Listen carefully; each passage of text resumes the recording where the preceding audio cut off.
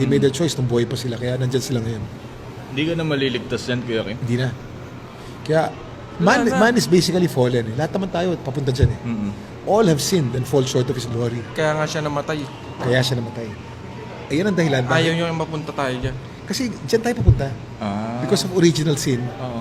lahat ng tao dyan pupunta. Ngayon, ang mundo, dinadaya pa tayo nito. Yan. Akala meron pa tayong ligtas. Kaya nga sabi, ikalat ang salita. Tama. Para maligtas lahat.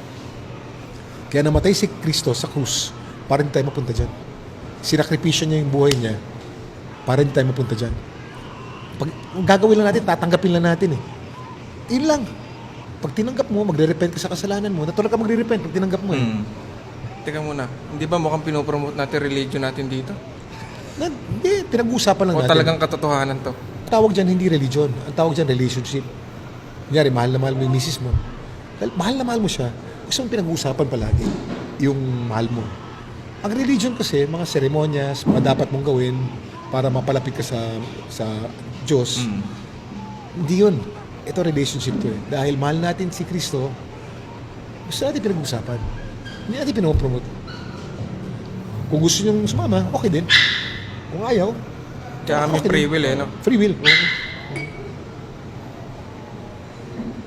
Grabe, parang forever ano na yan, no?